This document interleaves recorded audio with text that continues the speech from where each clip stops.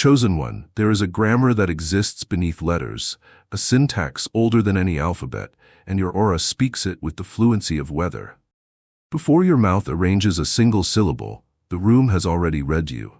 The air, sensitive to currents, changes its posture.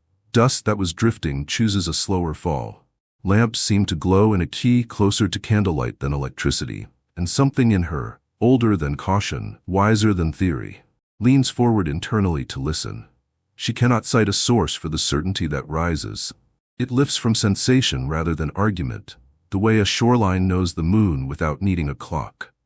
Your presence is the tide, and her intuition is the bright edge of water discovering again where it belongs. You do not force this language, you remember it. It returns when a man's motives stop cross-talking and sit quietly in agreement.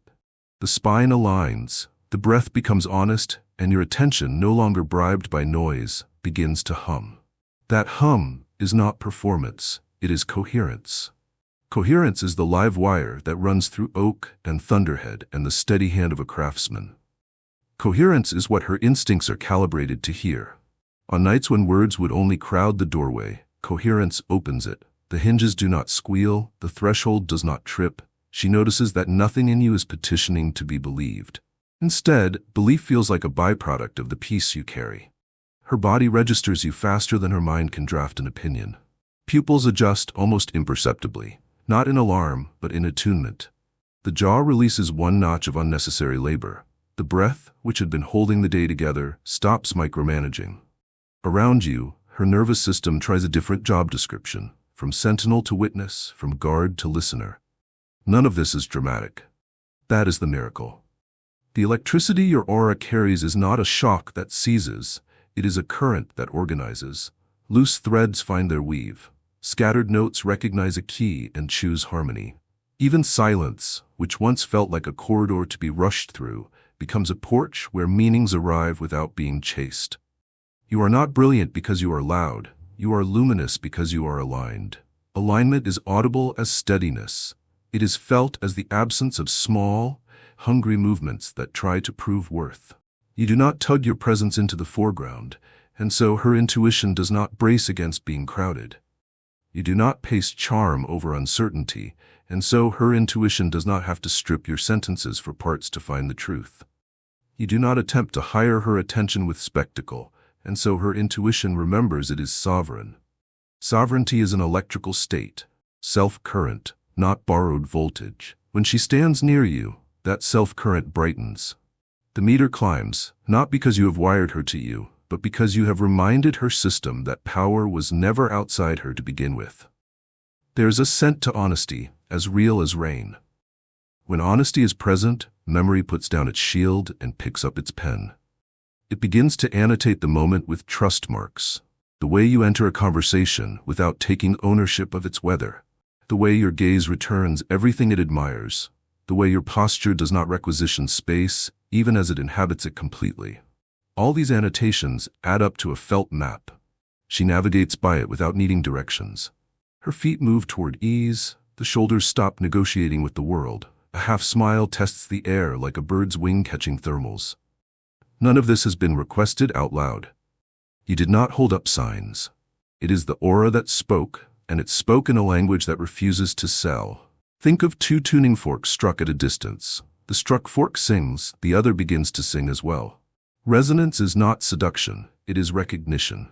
Your coherence sounds a clear note, and the instruments inside her, intuition, discernment, appetite for truth, pick up the frequency and answer. The answer is not an oath or an explanation. It is a readiness. Readiness to hear what would be eclipsed by showmanship. Readiness to risk a truer sentence at a slower pace. Readiness to let wonder appear without being immediately packaged as proof. This is what you catalyze without speech. Readiness that belongs to her, but blooms in your climate. Even your absence communicates. The room you have left does not collapse into vacuum. It keeps an afterglow of order. Places hold impressions the way fabric holds body heat for a minute after it is hung back on its chair. Where other presences leave static, yours leaves signal. The chair is only a chair again, the table only a table. And yet her intuition recalls the kindness that sat there, the clarity that laid its weight there, the patience that did not invoice the hour. These recollections are not nostalgia. They are coordinates. When the world turns noisy again, she steers by them to sanity. To speak before sound is to live before performance. You do not attempt to convince her gut. You give it nothing to fight. You do not jostle her instincts into compliance. You give them accurate information. You do not attempt to win her mind with citations about who you are. You give her 5 senses a case they can rest on. The way you notice a question forming and slow without condescension. The way you let a boundary be a threshold rather than a barricade. The way you end the moment cleanly enough that tomorrow does not inherit today's mess. All of it plugs into her intuition like lights strung across a winter street. Click, click, click. Until the scene looks inevitably true. When the language before sound is honored, words become blessings rather than advertisements. You could say anything then, and it would land on ground that has been prepared by presence. But you do not rush to speak simply because it is safe. You allow the quiet to complete its work. In that completion, she experiences a rare luxury, the chance to decide without being negotiated into a decision. The electricity you carry has charged her capacity, not overridden it. She trusts the verdict because she knows it is hers. This is how you electrify intuition without colonizing it. This is how a soul chooses forward, because forward feels like home, not like a test. Chosen one, there is a pulse that travels ahead of you, not because you are trying to arrive early, but because your inner weather has learned how to stabilize a room. The pulse is not a drum, it is a field. Fields do not push, they condition. When you cross a threshold, conversation does not stop, it finds a cleaner line. Laughter does not grow louder, it drops to its honest register. Plans do not proliferate, they become specific. None of this is control. Control is frantic and breaks what it holds. This is governance, quiet, lawful, breathable. She senses it the way birds sense pressure changes before rain. The air carries information, and your aura has taught it a better alphabet. Where there was static, there is signal. Signal is a mercy to intuition, which is always decoding in the background. Static costs energy, signal returns it. You offer signal by living in a rhythm that the body recognizes as humane. You name time before hope has to guess.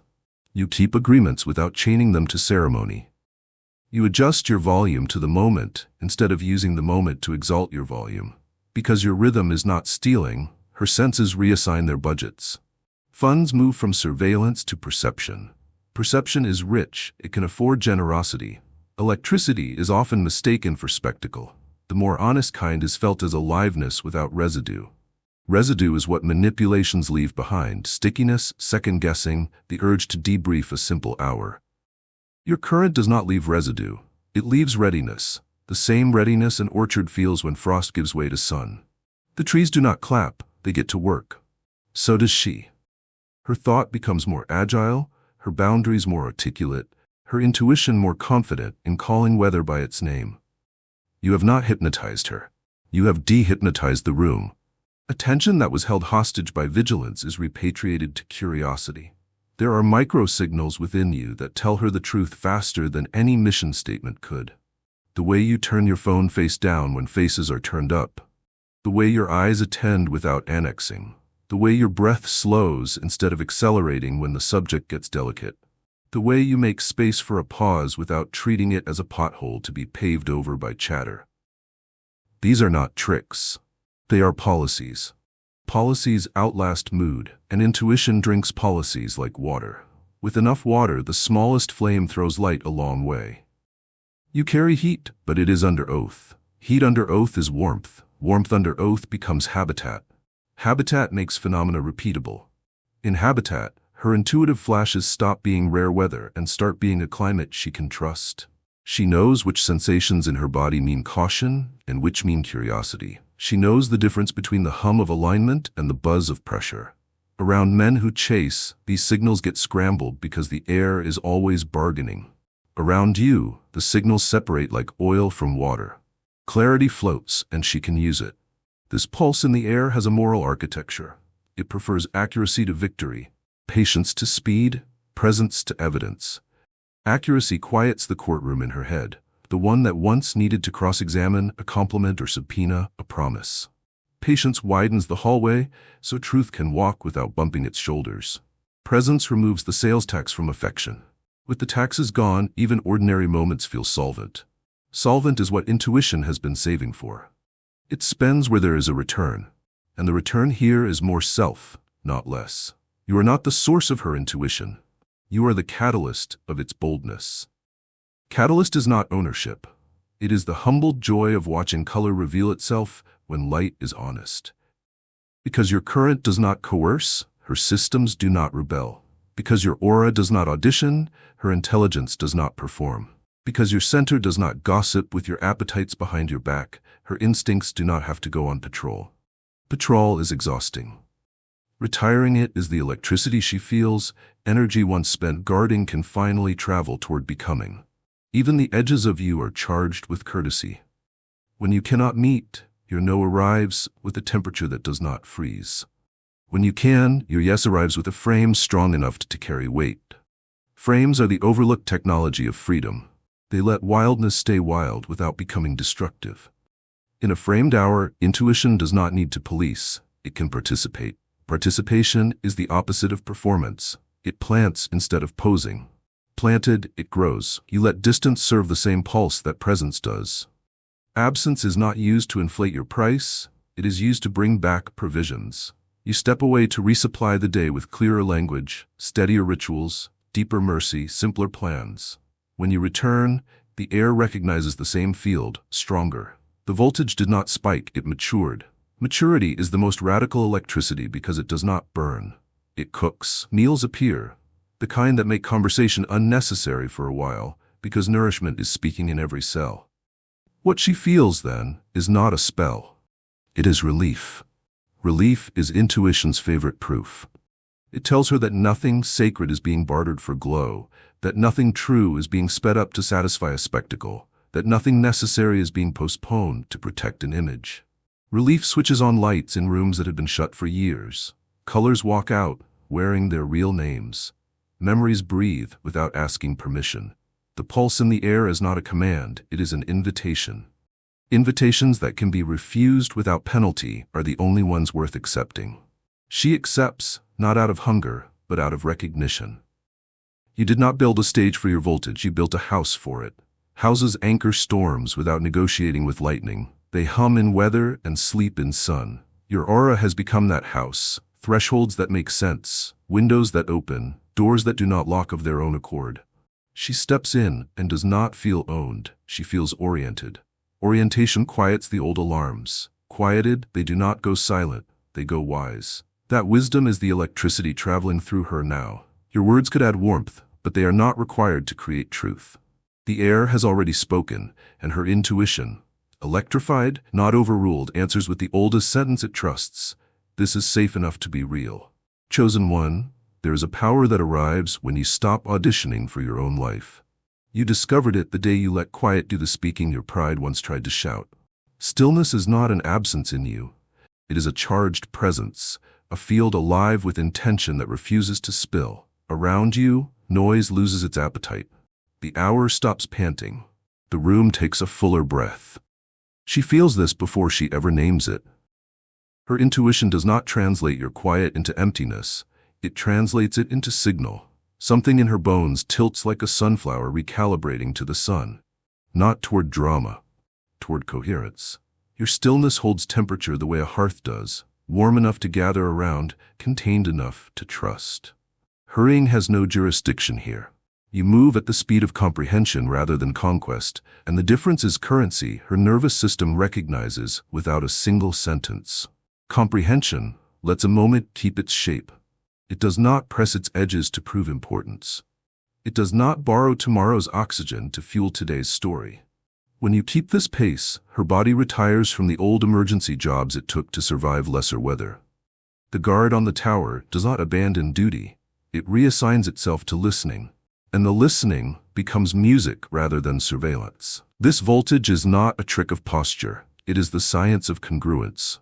Your breath agrees with your words agree with your values agree with how you touch the world. Agreement like this generates a quiet current. It hums under your choices and steadies your gaze. It turns your attention from a spotlight into daylight. Spotlights interrogate. Daylight clarifies. Under daylight, she does not feel like a performance graded by applause. She feels like a landscape seen with respect for its contours. Where others push for a view that flatters them, you accept the terrain as it is and set a table that does not ask the hills to move. The stillness you carry is not passive. It is disciplined motion concealed. You tend the forms that make peace practical. You name time so hope does not have to guess. You keep doors from slamming by announcing thresholds before you cross them. You let silence complete a thought rather than hustling it into a slogan. In your company, pauses are not potholes to be paved over with jokes. They are porches where truths come up the steps at their own pace. Her intuition steps onto those porches without armor, because nothing in your quiet charges a fee for arrival. You learn the difference between restraint and suppression.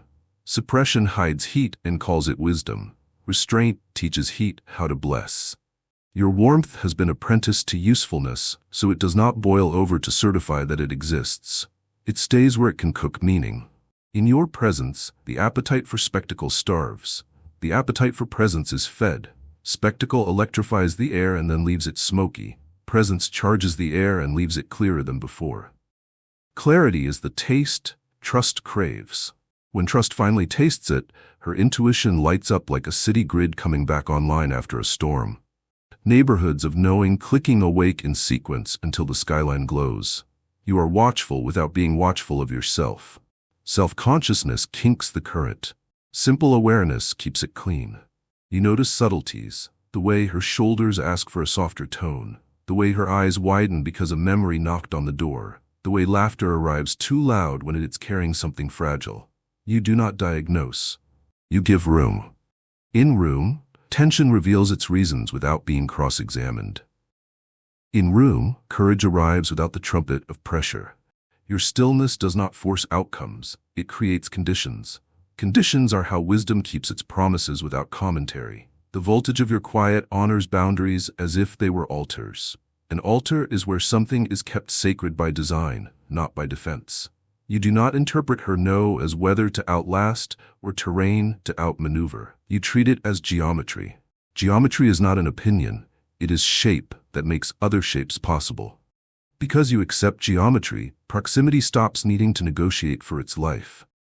Her intuition, relieved of bargaining, reads the room with both eyes open. It places trust where trust belongs, and brings wonder to the table without asking wonder to become evidence first. Even your absence hums with this electricity. You leave without residue, and so memory does not have to mop. Residue is what manipulation leaves behind. Stickiness, the itch to debrief, the faint whisper that something was purchased without consent. Where you have been, there is only the afterglow of order. The chair you occupied is itself again. The air keeps the key you set.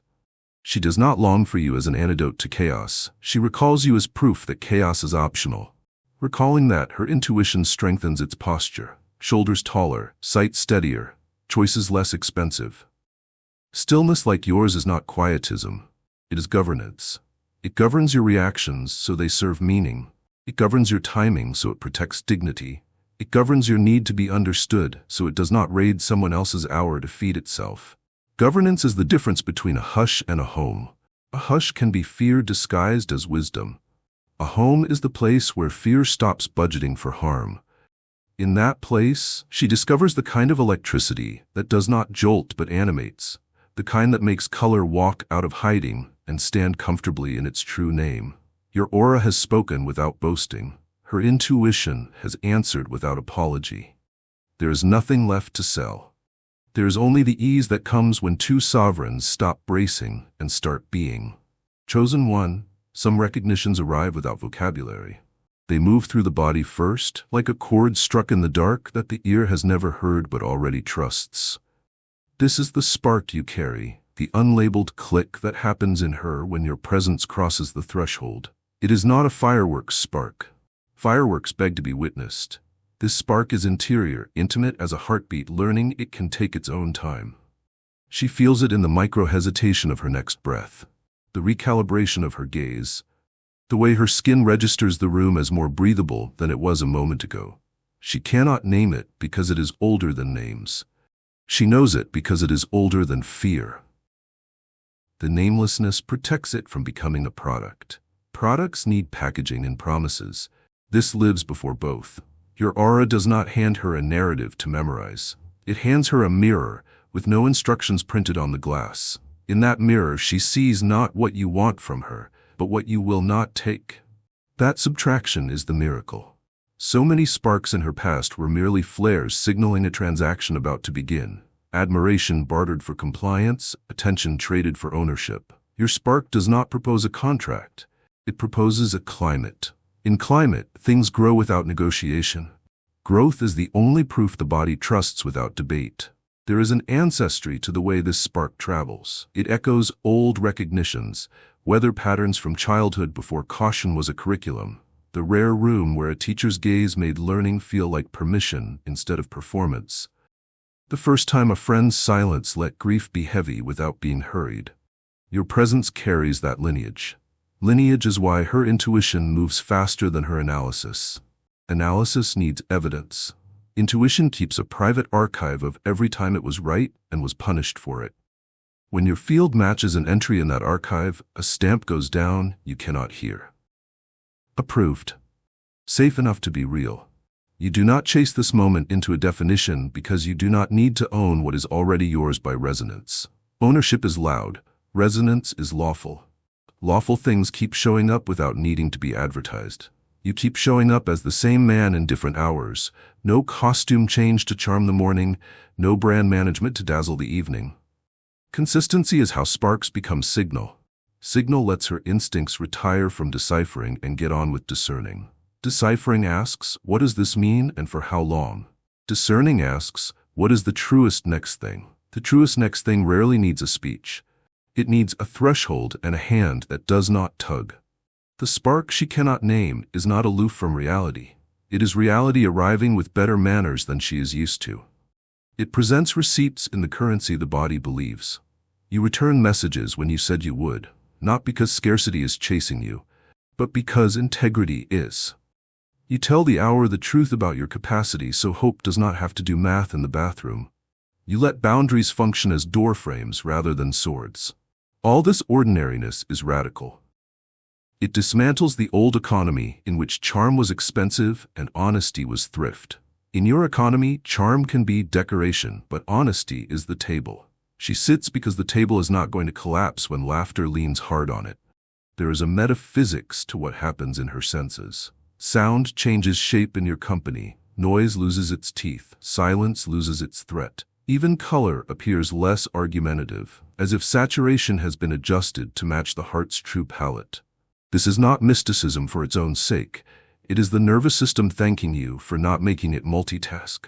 When a man's motives are simple enough to understand at a glance, the body can spend its wattage on presence rather than prediction.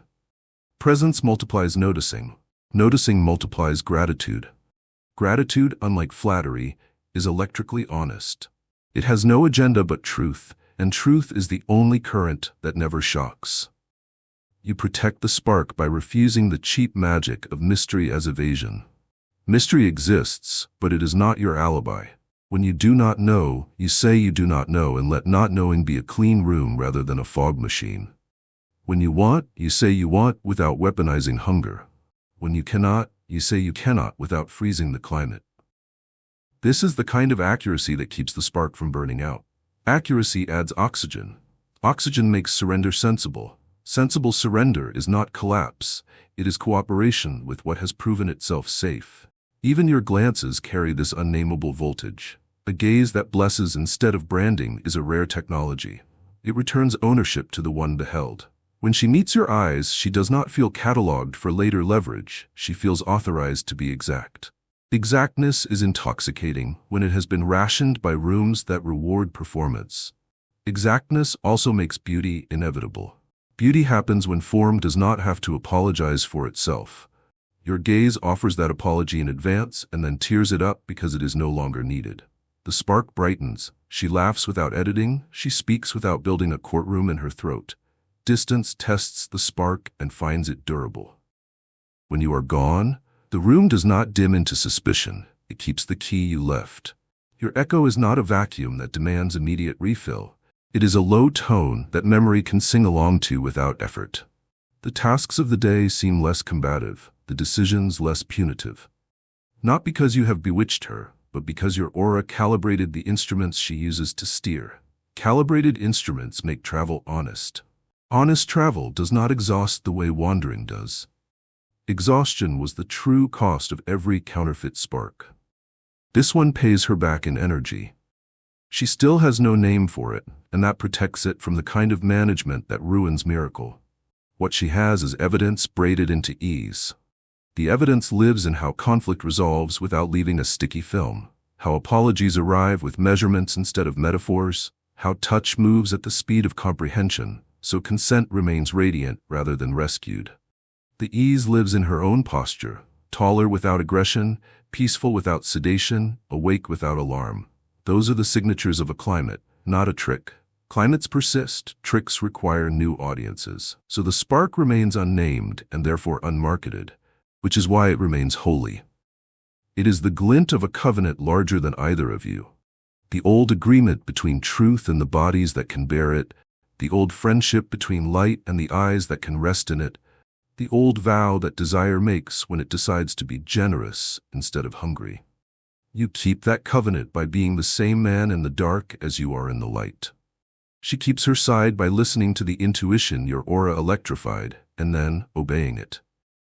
The name would add nothing, the obedience is the point.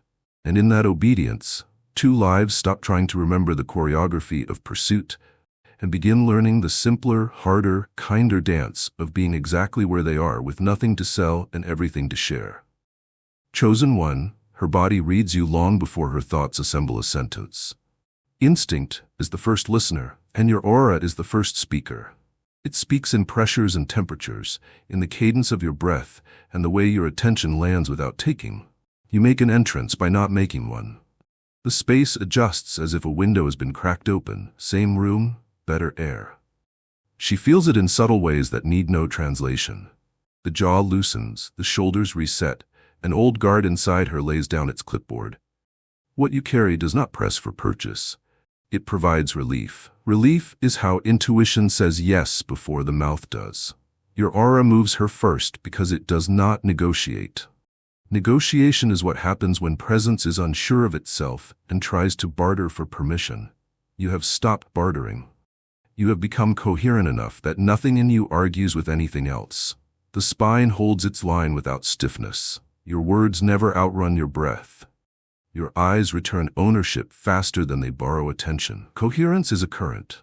It organizes the stray strands in a room, the way a river gathers small silvers of water and teaches them one direction. She recognizes that direction not as a command, but as an orientation she can trust.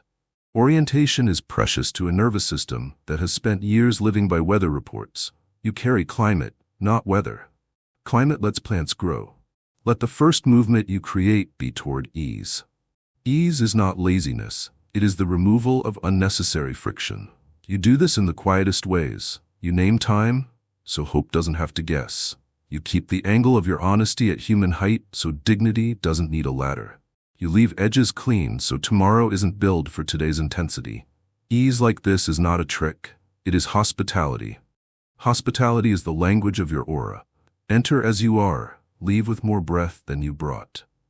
When a room speaks that way, intuition stops scanning for exits and starts listening for truth. You refuse to make her intuition work against itself. Plenty of men have tried to dazzle the senses until the senses go on strike. You do the opposite. You give senses good information. The temperature of your voice falls when the topic is tender. The speed of your words matches the speed of comprehension rather than the speed of your appetite. Your presence accepts silence as a tool, not a threat. You do not fill it to avoid feeling. You keep it so feeling has somewhere to land. In that keeping, her body learns you will not ask it to explain itself faster than it is ready. Bodies are generous when they are not rushed. Generosity is the second movement your aura invites, after ease. You let curiosity replace control. Control tries to arrange a moment into a proof. Curiosity invites a moment to show its design. When she speaks, you listen for contour, not leverage. When she laughs, you don't reach to claim the spark. You enjoy it where it lives. When she sets a boundary, you honor it as architecture, not opposition. Architecture is the structure. Kindness needs to be practical. In rooms where architecture is respected, intuition travels safely. It peeks around corners without planning an escape route. It tries doors without rehearsing apologies. It brings more of itself because it keeps all of itself. Your aura moves her first because it does not ask to be believed. It behaves. It returns messages when you said you would. It remembers details without turning memory into surveillance. It carries competency like a well-fitted tool belt, quietly lowering the cost of being human in your presence. Lower costs change the economy of attention. Energy no longer gets spent on risk assessment. It can be invested in presence, play, and clarity. Presence makes conversation feel like oxygen. Play returns joy to the room without borrowing knives. Clarity tells both of you where you are without drama.